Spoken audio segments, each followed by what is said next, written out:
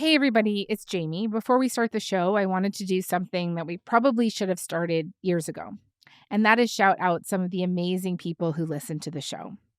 This week, we got a beautiful email from Jamila about the episode that we did on autism and Tylenol. Jamila, the note was just so touching. Thank you so much for it. If you're new to the show or you don't follow us yet, please do. Just click that follow button and let us know how you think that we're doing, what you like, what you want to hear more of. Frontburner@CBC.ca. Okay, here is today's episode.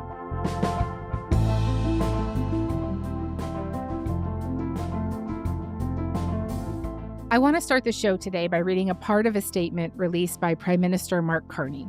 Here goes. Canada recognizes the state of Palestine and offers our partnership in building the promise of a peaceful future for both the state of Palestine and the state of Israel. Canada recognizing a future state of Palestine, that's new.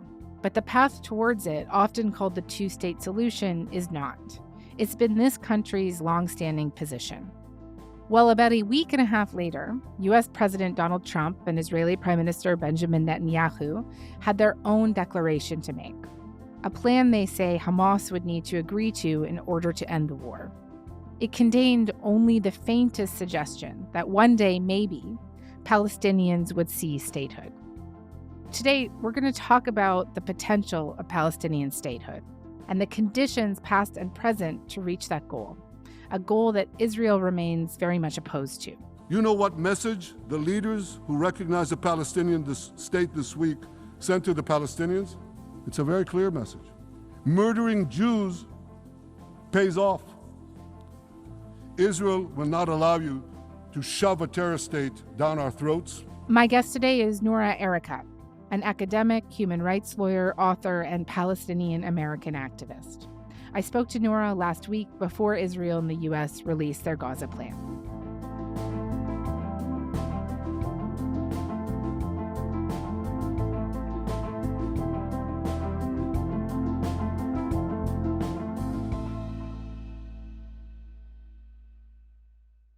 Noura, hi. It is really great to have you on the show. Thank you so much for making the time. Hey, Jamie. Thanks for having me. So as I mentioned, Canada, the UK, Australia, and France have now officially recognized Palestinian statehood. This is something that we've known was going to happen for some time now, but they have made clear that recognition will rely on a number of conditions being met. Among them, that any future Palestinian state would have to demilitarize, that Hamas must play no part in the formation of a future government.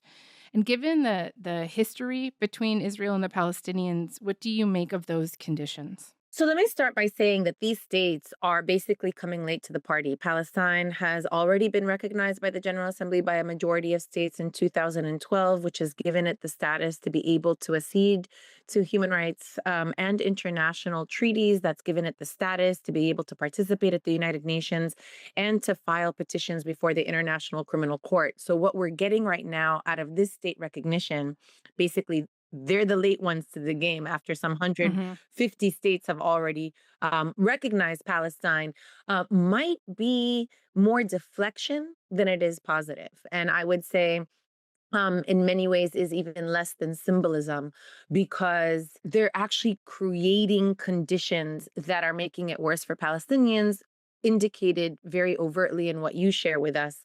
The conditions that are placed are all placed on Palestine. After nearly 2 years of genocide, after nearly 8 decades of settler colonial expansion, after almost 6 decades of prolonged military occupation, after the declaration and finding of apartheid, these states continue to single out Palestinians as the problem, rather than identifying these systems of oppression as the problem. And so far from getting what we need in this moment, which is accountability for war crimes, crimes against humanity, accountability for genocide, the prosecution of alleged war criminals, reparations to Palestinians. Instead, we get an articulation of what is to be done with the Palestinians further to make sure to either contain them or to remove them from being a problem. I think that your answer to this is going to be no, but I just want to ask you straight. Do you see the recognitions as carrying anything positive for the Palestinians? Well, let me surprise you and say yes. And I do think that the positive here is that for the first time, we're seeing a coalition of European states consolidate their efforts in order to confront the United States.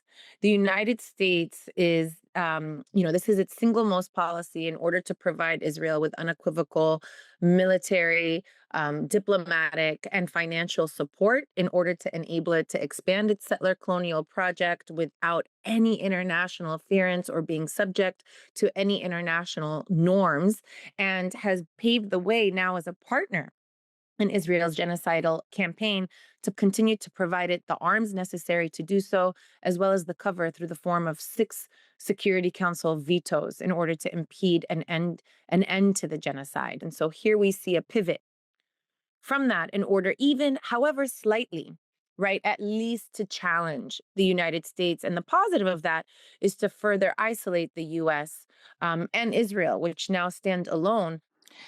Canada has said that a future Palestine should be led by the Palestinian Authority following elections in 2026. And I wanted to ask you about the PA specifically for a moment here. Why do they have such a complicated reputation among Palestinians? Are they looked at as a legitimate force by enough Palestinian people today? What these conditions that are being imposed are telling Palestinians is that you cannot determine your own leadership. That is what you cannot vote and determine who you want to lead you. They're also Right. saying that your country cannot be militarized. What does that mean? It's not about having a standing military as much as it means that we are going to be our Palestinian airspace, its territorial waters, its, fake boundaries, whatever have you. It's another way to continue occupation. Now you want to get into the details of the PA. So the people need to understand that the Palestinian Authority was which was a creation of the Oslo Accords from 1993. And they basically, preceding that, the Palestinians were governed by the Palestinian Liberation Organization, which is a coalition of all its political parties, of which Hamas was never a coalition member. The PA is a total invention of the Oslo Accords that basically set up an administrative authority to be able to oversee the supposed incremental transfer of Palestinian territory, which is under Israeli occupation, to Palestinian authority, but which we've seen now in the present, Israel never transferred anything. They kept it all. And now the PA, which is supposed to be this administrative authority responsible for like picking up garbage, delivering mail, administrating, has ballooned to supplant the role of the Palestinian Liberation Organization, which represents Palestinians worldwide. And it's done so without electoral legitimacy, right? It doesn't have any electoral legitimacy to do so. And it's done so in a way that it has been not only corrupt, but they have turned their arms that they've been provided by the United States against Palestinians. They have basically become a subcontractor of the Israeli state to protect the illegal settlements, to protect the illegal presence of settlers against Palestinians, leaving the Palestinians now not only dominated by Israel and an apartheid regime, but also dominated by a Palestinian police authority that has imprisoned them, tortured them to death, their own Palestinians, that has actually handed over Palestinians who are wanted by Israel to Israel. Essentially, they are not accountable to Palestinians. They have become a police state that is beholden to the whim of Israel and the United States. So yes, Palestinians are also very antsy that not only are we not getting the justice that we deserve in in this genocide, ending it and then accountability for it and then our liberation, but on top of that, the only thing that's being proposed is to subject us to a police state governed by the Palestinian Authority, which has already been part of our oppression.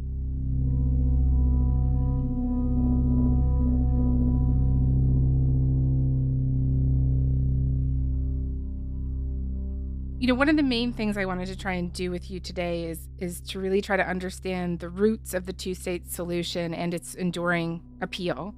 And I know that much came before this, but a major milestone in the negotiation timeline is the Oslo Accords signed on the White House lawn This is where we saw the first mutual recognition between Israel and the Palestinians that the other had a legitimate claim to a nation, and where we really saw the mainstreaming of the two-state paradigm that continues to dominate discourse today. Oslo divided the West Bank into zones as a temporary solution, but 30 years later, the map largely remains, even as settlements have expanded. How do you see Oslo's role and legacy in shaping the framework of a Palestinian state today? I think it's really important for folks to understand a few things about Oslo. Number one, the Oslo Accords, or the Declaration of Principles, which were signed in 1993, were basically an agreement to agree over the autonomy of Palestinians. Nowhere in the documents does it ever mention a Palestinian state or promise a Palestinian state. It promises autonomy, which is a form of derivative sovereignty that, I think in Canada you would, you understand native reservations. So the native reservations are not sovereign. They have autonomy within the Canadian sovereign, right? And that is what Oslo set out to do, to provide Palestinians with some sort of autonomy over these non-contiguous areas of land that never amounted to sovereignty. That is what the document promised to do. That is what the document has delivered and the agreement has delivered. And let's be clear, when people talk about a two-state solution, even when they talk about it now, they're really only talking about a Palestinian state, because Israel has been recognized as a state by the United Nations since 1948. And in 93, the Palestinian Liberation Organization also recognized Israel as a state. In exchange, Israel never recognized Palestine. They only recognized the PLO. They recognize that the Palestinians are a juridical people with the right to self-determination, but never recognized the state. If you read through these documents, that they're a trap. They're a sovereignty trap that basically tells Palestinians that in exchange for being good natives, that they will get certain privileges, incremental privileges in return that never amount to their liberation. How do they do that? How does the document do that?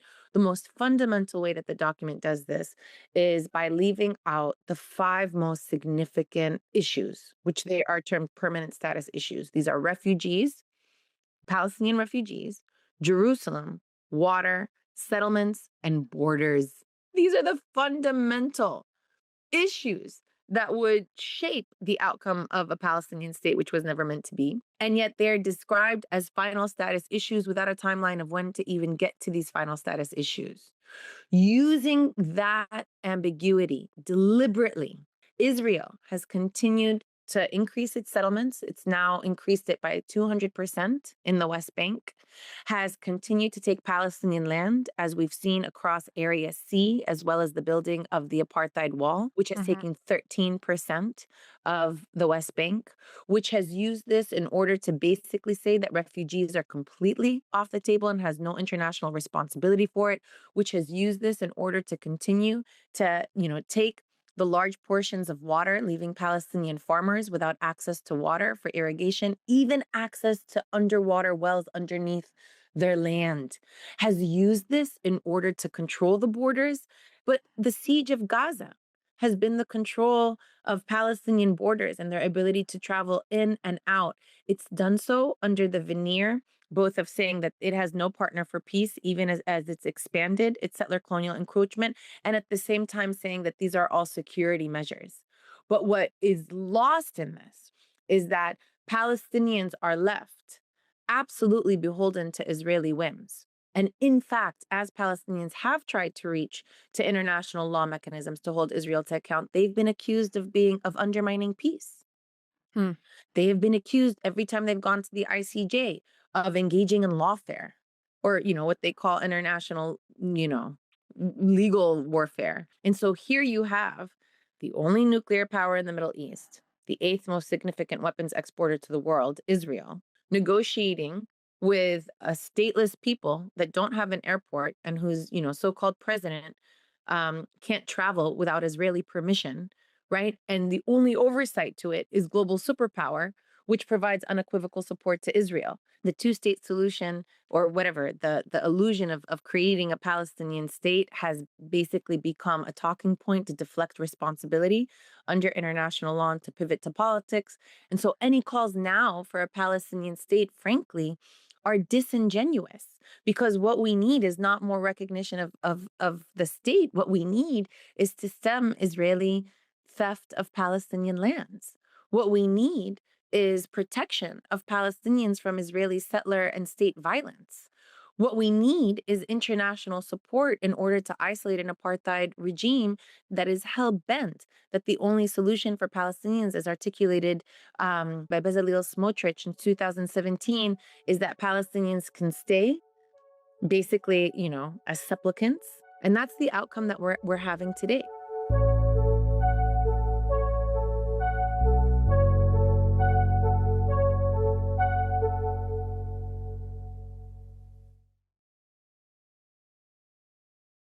I want to talk to you about the settlements in particular. Mhm.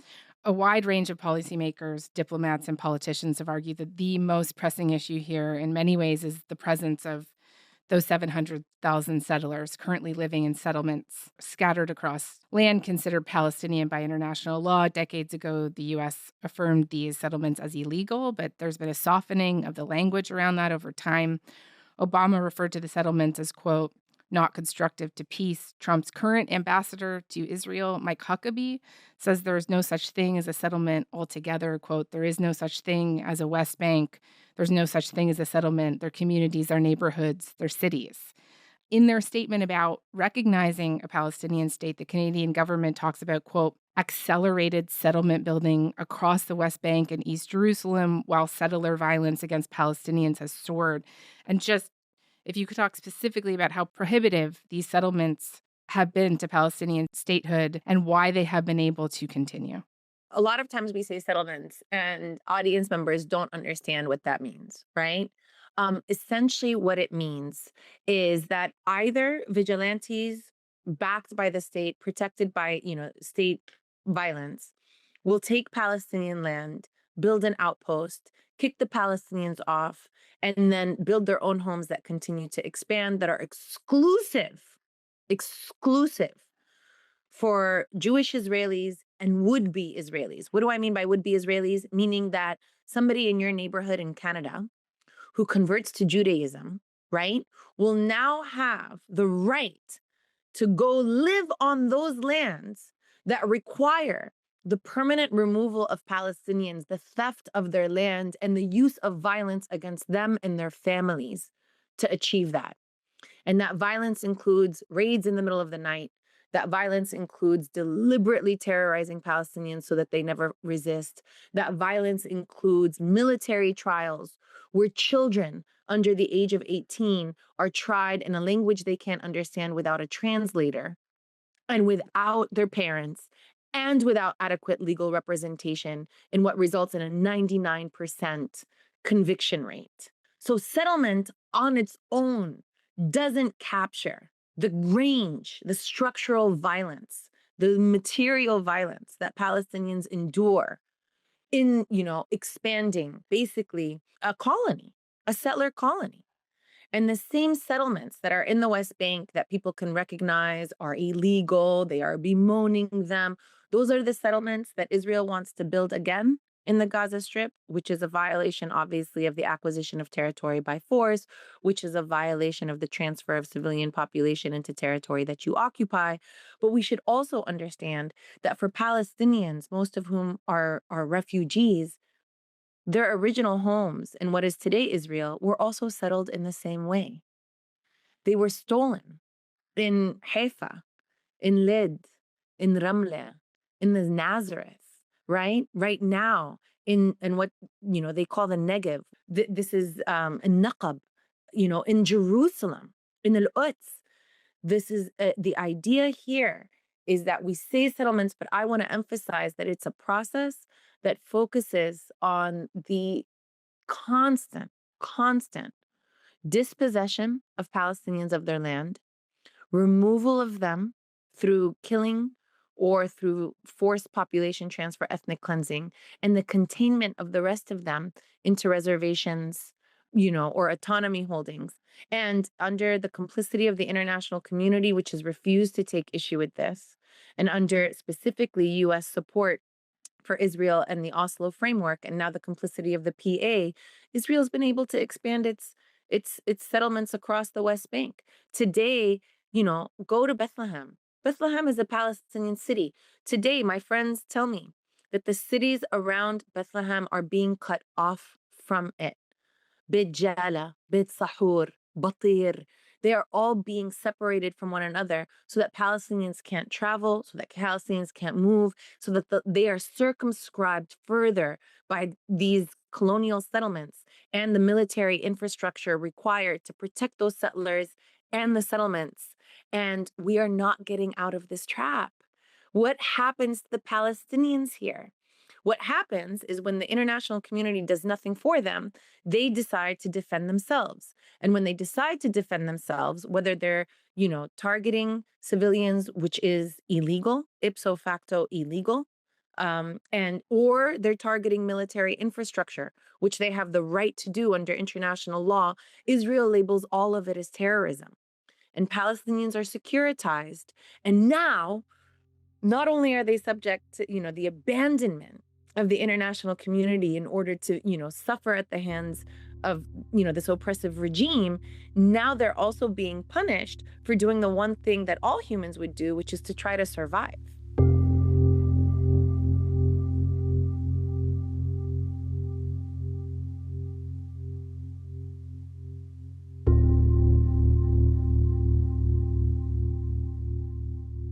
We have talked about the challenges with a two-state solution, but I want to talk to you now about the one-state solution. There is another vision for a single state that would be shared by both the Palestinians and Israelis, right? One where both people would coexist as equals under the law. But as much as the two-state solution remains improbable, this idea of a single state feels, well, even harder to see. To consolidate 15 million Palestinians worldwide and 10 million Israelis into a single nation state, to welcome back nearly 6 million Palestinian refugees and allow for refugees to settle to live together as equals in a nation where Jewish people would constitute a significant minority. That would be an enormous undertaking. On top of that, you would have to reconcile return, repatriation, property rights, restitution. Is the prospect of a single state even more of a symbol, or is this a feasible option that you think could ever come to pass? Jamie, let's just be clear. There is no way through but through. And at this point, because Israel has become drunk with impunity and it's led by, non-contested, like a far right, religious zealot regime, it's anything moving forward is going to be extremely difficult. And there is no way through but through. People often think that the one-state solution is, more difficult than the two-state solution, but why? Yeah. But Well, why? I mean, it just really seems like it. I would love to hear why you think not. I don't It's so think not, interesting because to I me. think the two-state solution, the problem that we have is the problem of this entitlement that this land that's inhabited by Palestinians, a land on which they constituted 90% of the people in the aftermath of the First World War and the establishment of the Palestine Mandate that wanted to see it transition to independence, where they were denied the right to self-determination, has basically been marked as belonging to another nation that's not there, but that lives abroad, right?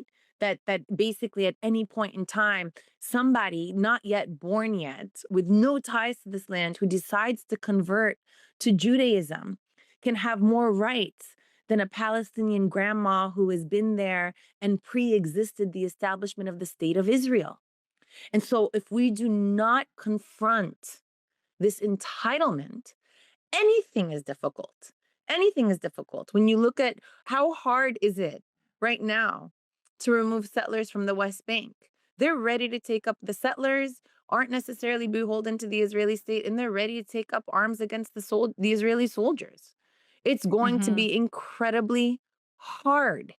The one state solution, which is a future that says, look, there is no supremacy.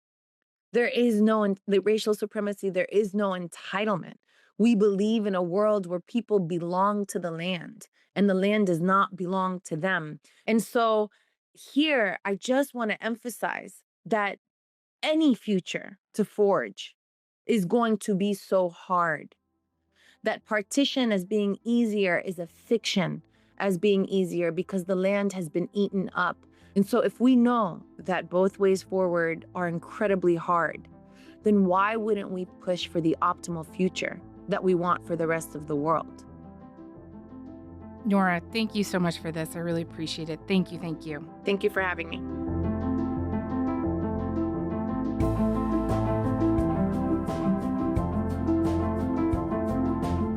All right, that is all for today. I'm Jamie Poisson. Thank you so much for listening. Talk to you tomorrow.